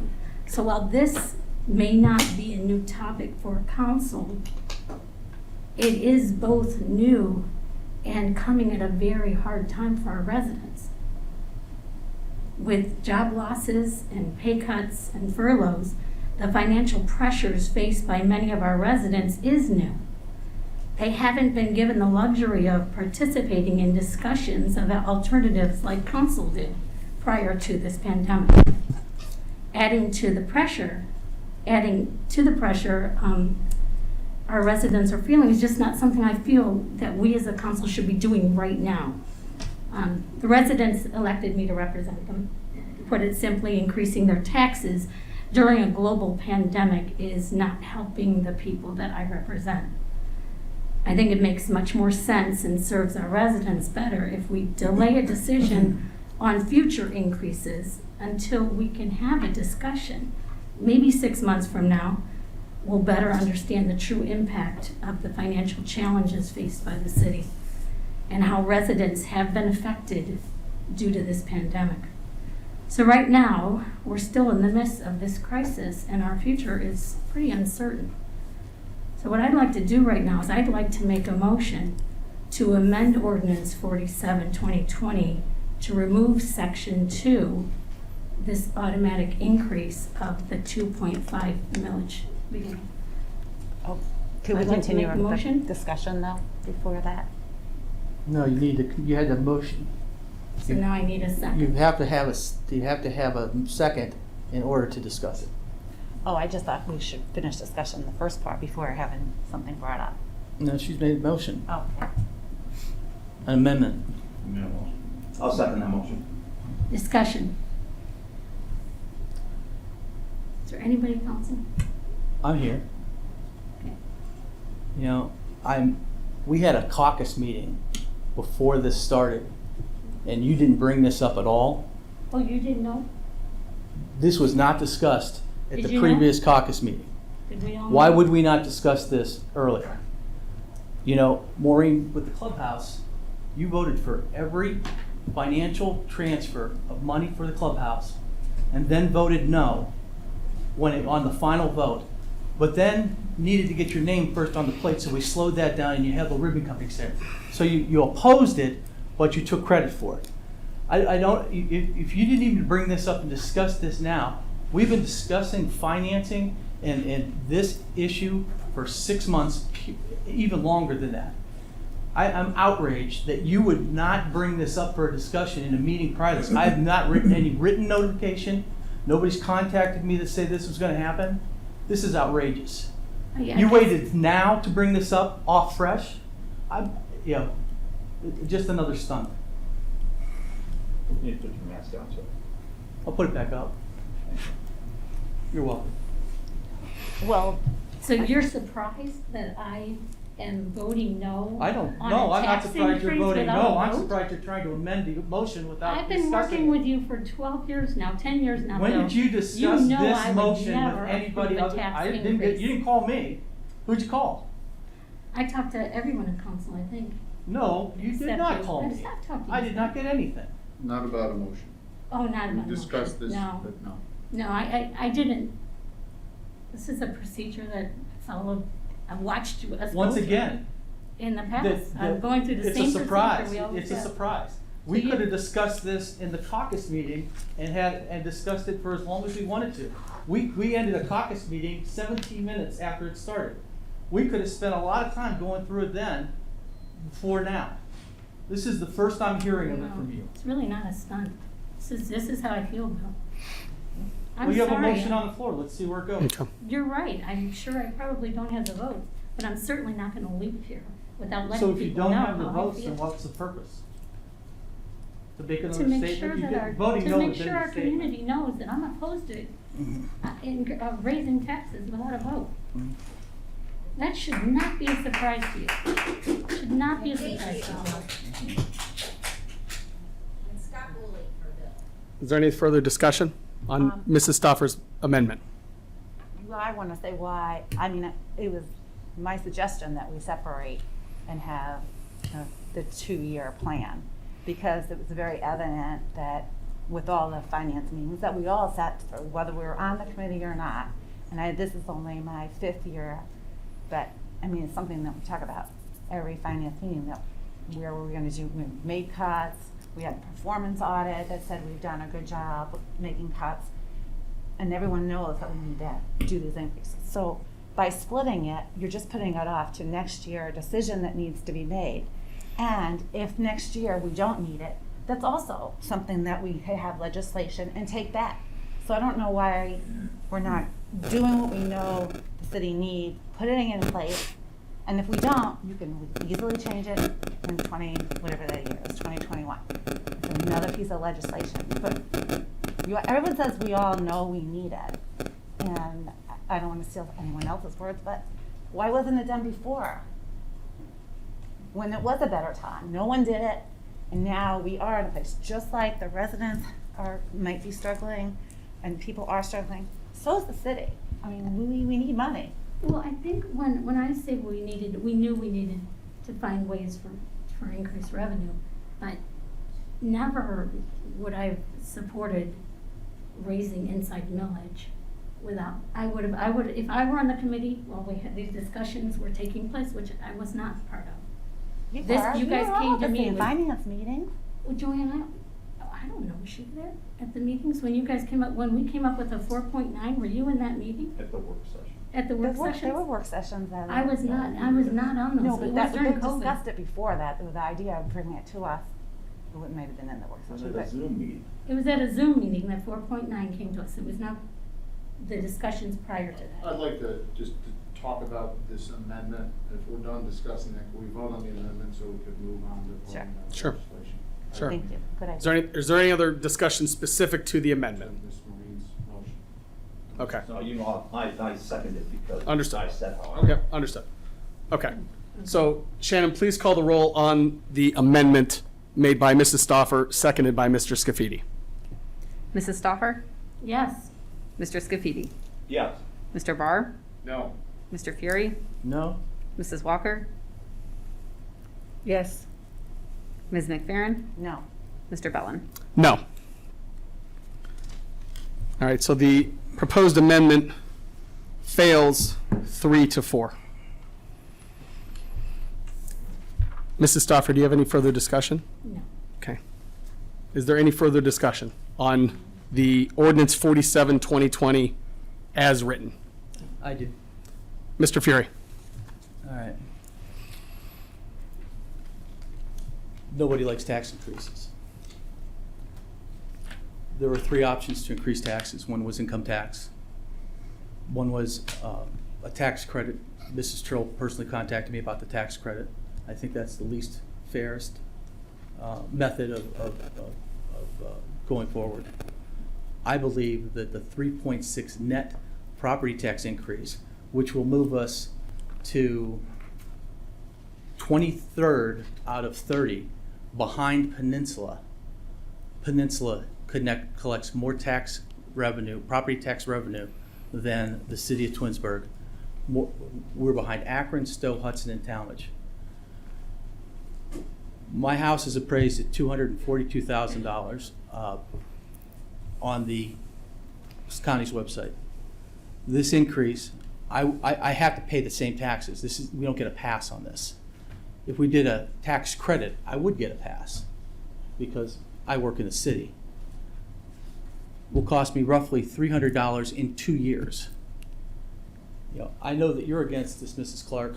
Your house appraises $134,000 according to this. In 2 years, your taxes will go up $159, or basically $13.25 a month for the resident, for the value that we get with this city. I have your numbers here. I'm speaking. Yeah, I know, you're dressing me. You are not gonna call me out. I'm just stating facts. You're going to use my house, you are not going to do that. Not Anyway. me, sir. We have cut 10% of the employees of the city. We had initially had 20%, and we put a hiring freeze in. We've had a second performance audit within the last 15 years. It came back that we are running extremely efficient. In fact, I was disappointed that they didn't give us more options to save money for the residents. The biggest thing they came back with was put property tax in and put and charge for your trash. We need the money. I don't think anybody here that's even going to vote against this doesn't know that we have a need. A 3.4 increase over 2 years seems fair to balance our portfolio of money coming in, as both the performance audit and our finance department has talked to us about. As the mayor said, 85% are dependent on property tax is not a balanced portfolio. This is a fair way to go forward, in my opinion, only my opinion, and I will be supporting this evening after discussing it for probably 15 years.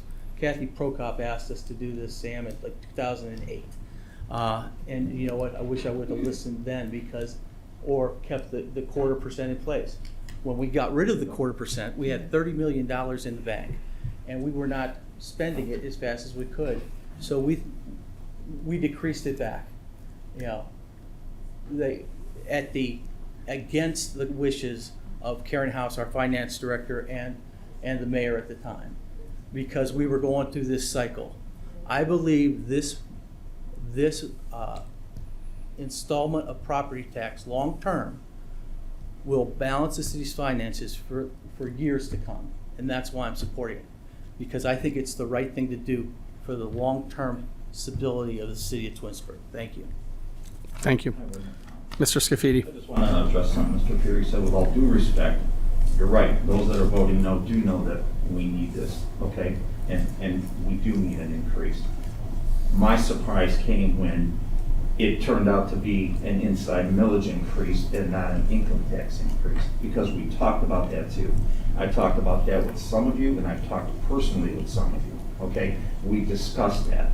And I said that if we're gonna do that, then we need to do it now. We need to be organized. We need to get our ducks in order. We need to get all those that are the departments that are gonna benefit by this, we need to get them behind this, and let's go bring it to the people, and let's get our income tax raised, okay? Not the best solution, I guess. It's much easier to do it this way, but it's one of the solutions, and we did discuss that. So yeah, you're right, we do need to do something. Something needed to give, but I just don't think that raising the property tax in the middle of a pandemic is the right thing to do right now, and that's my vote. Thank you. Is there any further discussion? Okay. Shannon, please call the roll on ordinance 47, 2020.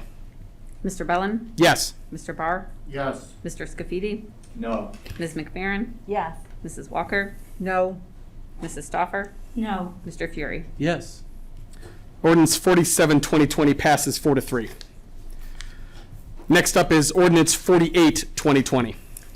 An ordinance adopting the tax budget of the city of Twinsburg, Ohio for the fiscal year beginning January 1st, 2021, and submitting the same to the county auditor. I'd like to make a motion to adopt ordinance 48, 2020. May I have a second? A second. Mr. Fury seconds. Discussion? I just want to say one thing. I will be voting no on this as well, seeing as that tax increase is embedded into this. Understood. Assumption. So I will be voting no. Thank you. Any further discussion? The purpose of this is a tax budget is an annual document that we submit every July to the county so that we can collect both property and income tax. Thank you. Anything further? Mr. Bell, I just want to clarify that there is no tax increase embedded in this for next year. I just want to make that clear. This is just for 2021. Yeah, but you're right. It's not a tax increase. If I said that, I misspoke. But the new tax is on this legislation. Okay, it shows the 0.3 to 0.3 and then the 0.7 and 0.7 that the last ordinance that passed will do. So that is in the tax budget for next year. Yeah, I thought. So I know it's not a tax increase. I'm not saying.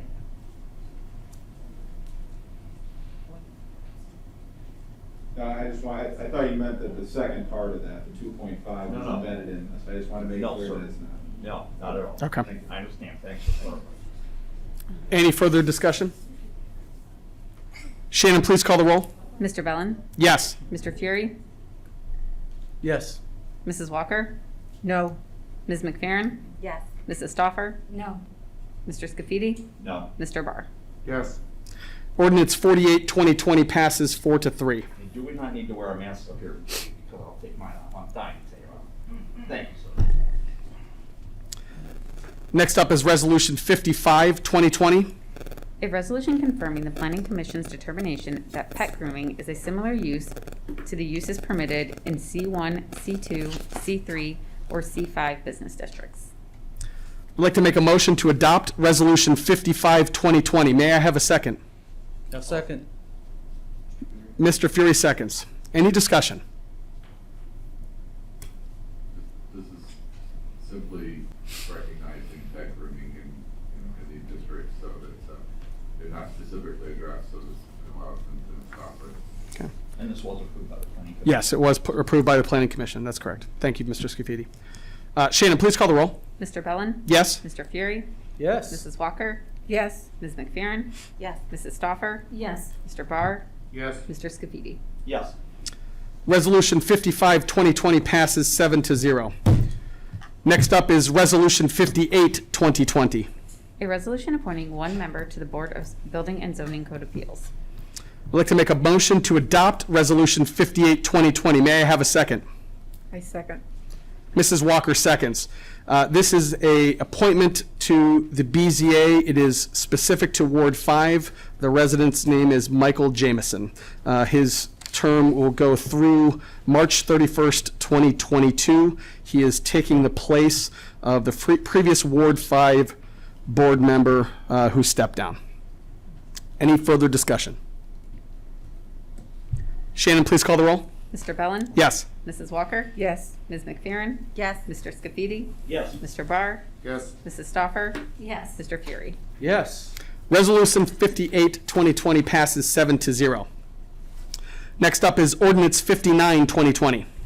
An ordinance amending the current year appropriations for the general revenue account as established in Ordinance 16, 2020, the appropriation ordinance for the City of Twinsburg for the year 2020, and declaring an emergency. I'd like to make a motion to put Ordinance 59, 2020 on its third and final reading and declare it an emergency. May I have a second? A second. Mr. Fury seconds. Any discussion? Shannon, please call the roll. Mr. Bellin? Yes. Mr. Fury? Yes. Mrs. Walker? Yes. Mr. Scafidi? Yes. Mr. Barr? Yes. Ms. McFerrin? Yes. Mrs. Stoffer? Yes. The emergency clause passes 7-0. Now I'd like to make a motion to adopt Ordinance 59, 2020 as an emergency. May I have a second? A second. Ms. McFerrin seconds. This is a creation of a couple of accounts. We received coronavirus emergency funds in the amount of $268,592.30 from the state of Ohio, and we need to create the accounts to receive that money. Any further discussion? Shannon, please call the roll. Mr. Bellin? Yes? Ms. McFerrin? Yes. Mr. Barr? Yes. Mr. Scafidi? Yes. Mrs. Stoffer? Yes. Mr. Walker? Or Mrs. Walker, sorry. Mr. Fury? Yes. Sorry about that. Ordinance 59, 2020 passes 7-0 as an emergency. Finally, this evening, we have Resolution 60, 2020. A resolution advising residents and the businesses in the business community of their obligation to comply with the Ohio Department of Health mandates by wearing face coverings and mandating social distancing in Summit County. I believe the word, it's maintaining social distancing Maintaining. as opposed to mandating. Maintaining. To make a motion to adopt Resolution 60, 2020. May I have a second? I'll second. Mr. Barr seconds. Is there any discussion?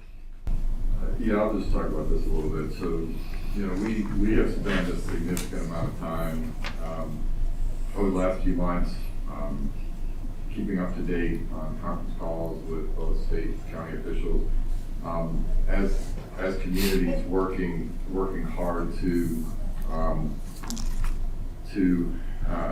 make sure that we try to keep Twinsburg as compliant and as safe as possible.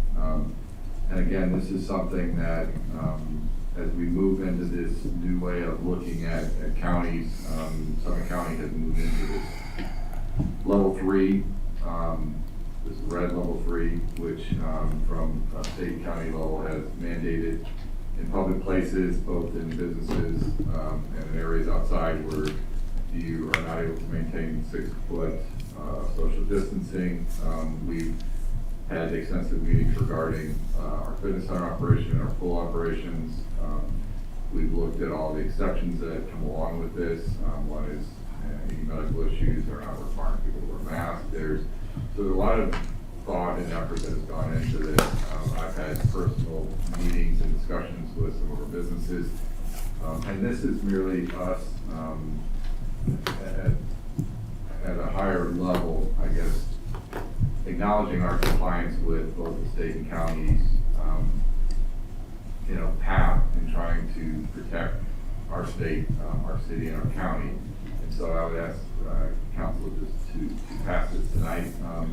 It gives us something that shows our support as we move forward, looking at any of our relief funds, looking at the way that we can address businesses that have issues, looking at our police forces, our call to these businesses on issues. So this is something that I feel we should put into place, and I would ask council to support it tonight. Any further discussion?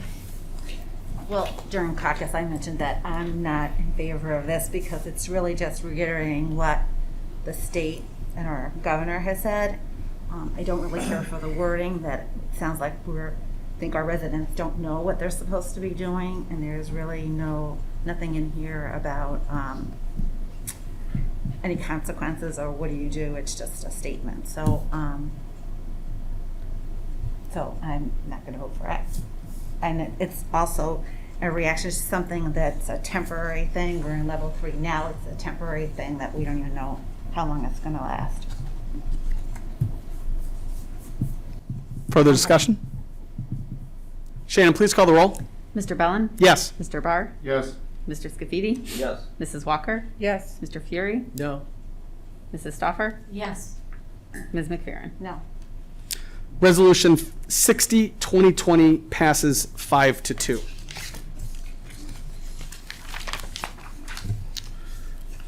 Next up this evening is unfinished business, new business, and miscellaneous.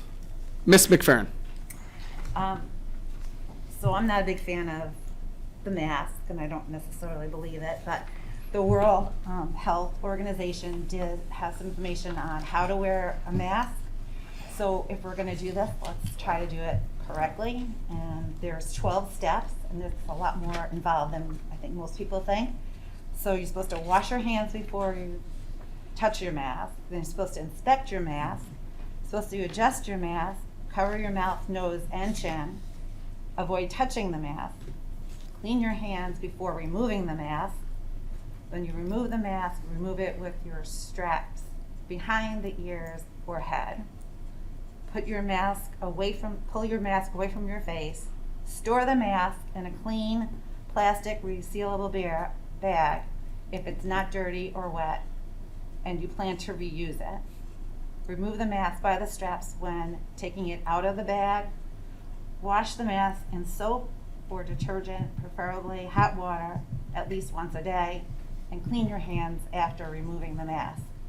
And then there were 7 don'ts, but the 2 don'ts that kind of stand out were do not remove your mask where there are people within 1 meter of you. And I know when you see people coming out of the store, it's the first thing they rip off, and no consideration of anyone around us. Do not share your mask with others.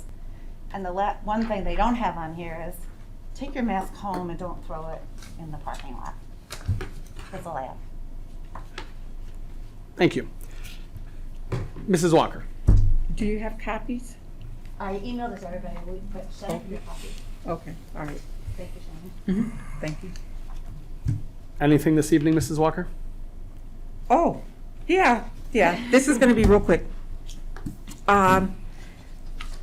This is in regards to the resolution declaring racism a public health crisis. And since we are going on vacation Okay.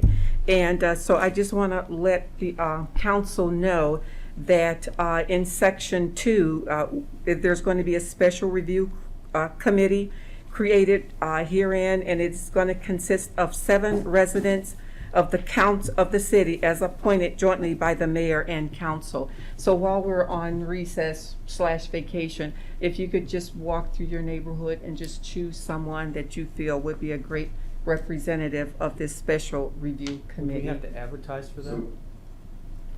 So we have been working on putting together a website-based application process for residents, because we are getting phone calls from Oh, residents right okay, now. okay. So I don't know that we need to go door to door.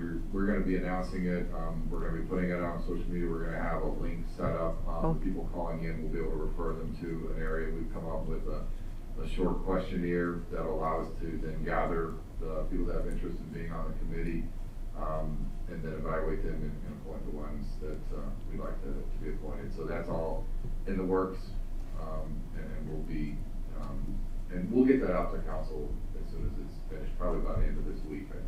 It's actually set to open tomorrow on our city website. We're doing it the same way we do other boards and commission applications. The only addition that we did with this one is the 5 points that are spelled out in the resolution of what the committee's goals are. They're specifically asked what residents can contribute based on those things. So you guys will have all that same data, the same way we export it into a spreadsheet for the others, boards and commissions. You'll have it the same way. It'll be open tomorrow, July 15th through August 15th. Okay, okay. I knew it was going to be posted somewhere, but I figured I'll just get a jump and let council know first. Yeah, I was gonna announce it. Okay, all right. That's all I have, thank you. I have a thought on that. Do we need to have any student representatives? Like, you know, we do environmental committee, we have student representatives and parks and recs. I mean, I think of the 7 residents, we can decide if we'd like a number of those to be students. So, I mean, that's something that we can discuss as council. So we can encourage students to Correct. apply, okay? Anything else, Mrs. Walker? That's it, thank you. Thank you. Mr. Scafidi? Thank you. I do have one thing. I just want to make one clarification from my comments earlier before ordinance 47, 2020. When I referenced the work sessions that the finance committee had, I by no means, I thought about what I said, and I didn't mean to make it sound like these were secret meetings, or these are work sessions, and sometimes you have a work session and it's not a public meeting or a public committee meeting, a finance committee meeting. And so I do understand the procedure. You guys have a work session, and that's perfectly fine and totally legal. What I was leading to is just my surprise what came out of there after the meeting, from that meeting. So they were not secret meetings, and they were legal meetings, and they were on the up and up. I didn't mean to make it sound that way. That's all I have. Thanks. Thank you, sir. Mr. Barr?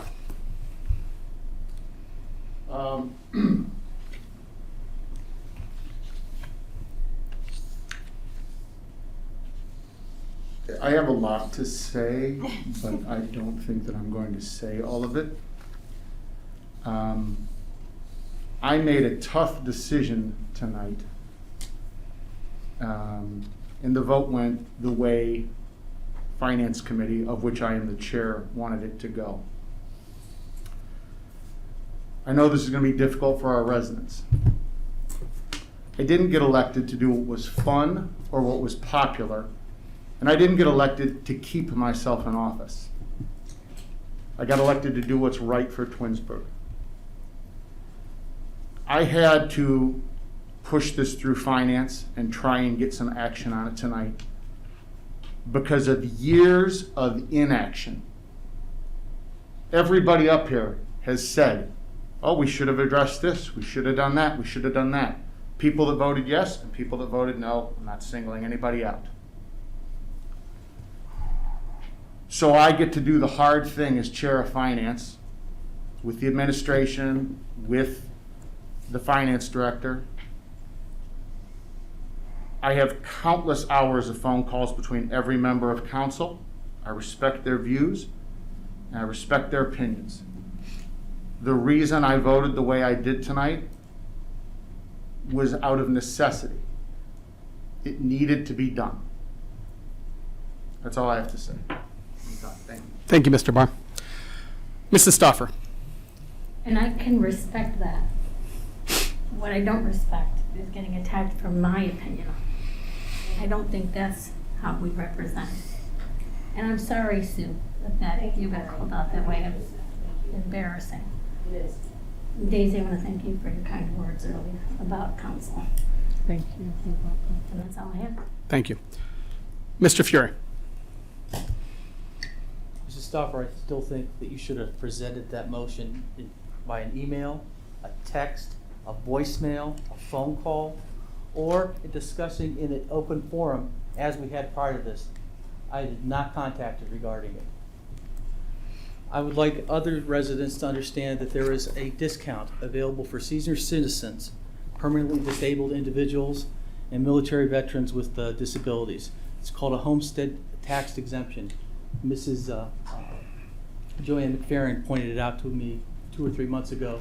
It's been probably 10 years since we really actively pushed this in the city. If you're 65 years of age or older and fit the income ranges, you get $25,000 off the appraised value of your house. So it's a significant savings. The information is available at the City Hall.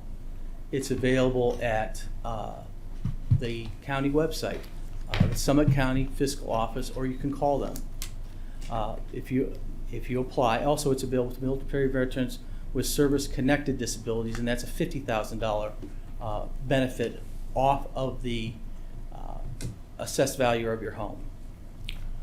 If you pull up your address on the Summit County Fiscal Office, it'll tell you how much taxes you pay, how it's broke down, but on the very top by your address, off to the right-hand side, it talks about whether you get a resident discount and then a homestead tax exemption discount. If you have any questions, the Finance Department can help you.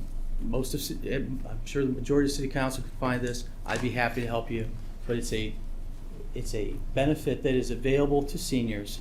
If they're not aware of it, please investigate it. We'd be happy to help you with it. Thank you. Thank you. We had several discussions, obviously, tonight. I echo Mrs. Stoffer's respect for everybody's opinion up here, whether they agree with me or not. Twinsburg, we've talked a lot about police, fire, and service throughout this. But that's not what Twinsburg is all about. Twinsburg is about the entire package of services that we get, whether we use them or not. Police, fire, and service for sure, but it's the senior center, the tennis courts, the golf course, the pickleball courts, the ball fields, the soccer fields, the amphitheater, the library, et cetera, et cetera. I voted the way that I did because I'm very cognizant of those services and how expensive it is to pay for those services. And I am not willing to see Twinsburg move into the future and not have those services. It is that total package that makes homes in Twinsburg sell in a matter of days. It's that total package that makes people flock to the city of Twinsburg. And that's where they want to raise their families. That's where I want to raise my family. So I would like to thank everybody, the Finance Committee and all members of council, Mr. Maestros, Mr. Mayor, Mrs. Bucci-Ross, for, as Mr. Barr put, countless hours discussing this, not just tonight, but months and months coming up to this. So I know that this was not an easy decision for any of us, and I appreciate the fact that we all did our duty tonight to make, to have an informed discussion and to make an informed vote, regardless of how you did it. Thank you very much. I appreciate it. Mr. Mayor, anything this evening? I'm tired, but I am going to make a comment. This has been a very emotionally driven subject, and not just tonight, for a period of time. We have met for countless hours discussing options. I mean, I've had emotionally driven conversations with all of council through this whole process. I've had conversations with residents as we try to plan and look at how we were going to do this. I agree with Scott. I mean, we're put here to make really hard decisions at times that they need to be made.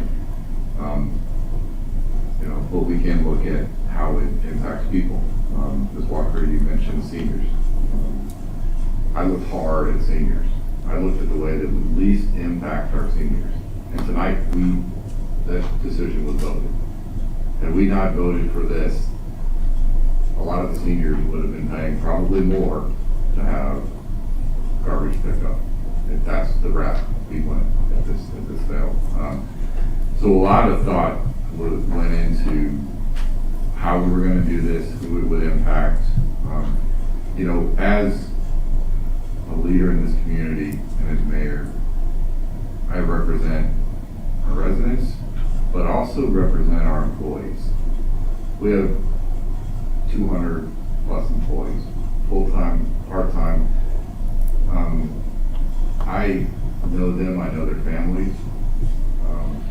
One of the hardest 2 days of my life is when I had to sit down and call personally 36 employees to let them know they were going to be laid off. I never hope you guys ever have to go through that. And then to have to make that follow-up phone call to, you know, 18 more to say, this is now being extended and I don't know when the end's going to be. And you're losing your health benefits and you're ultimately going to lose this. It was really hard. It was challenging. So I owe a duty to our employees. I owe a duty to fight for them also. And for our residents and what they know and love about Twinsburg. Does it hurt everyone a little bit? Absolutely. Yeah. There's no way to not do it when you talk about doing what we did tonight. So I thank council, those that voted for it and those that voted against it for the time and the effort and the thought. And, you know, what makes our system work is that we don't always agree. And, you know, but tonight I think the right decision was made and Twinsburg can now move forward and take a little bit of a breath going into 2021, knowing at least on paper we're trying to cover our police and fire pension. You know, when we do that, we're not pulling it from the general fund, we're not pulling it from other operations, you know, because they're all connected. Everything's connected, you know. You know, what we have here in the city, like you said, we start pulling away, and I get emails, shut down the pool, shut down the fitness center, sell the golf course, do this, do that. Okay, property values would plummet. It would change the whole perspective of Twinsburg. So we need to fight to make sure we keep Twinsburg what it is. But I understand that there was a lot of difficult decisions made and a lot of difficult conversations. But I thank all the council for their time and their commitment to this issue. It is emotional, it was passionate, but I think the right decision was made. And I wish you all a very restful break. And I look forward to getting back to business in August. And as things arise, you know, and even though council's on break, if there's any residents that want to meet with me, want to sit down and talk, that door has always been open. Please contact me and we can have conversations about anything. So with that. All right. Yes. We happen to wish Scott a happy anniversary. Yes. He gets to spend with us. Happy anniversary, Mr. Barr. Thank you. Mr. Maestros. Nothing, thank you. Thank Just wish council a happy break. Thank you. Mrs. Collins? Just our next meeting back will be Tuesday, August 25th. Tuesday, August 25th. Hopefully, we will be further along in this pandemic, and we will not be able to have to wear masks. And all right, that being said, we have no absent members to excuse. So as of 9:34 p.m., we are adjourned.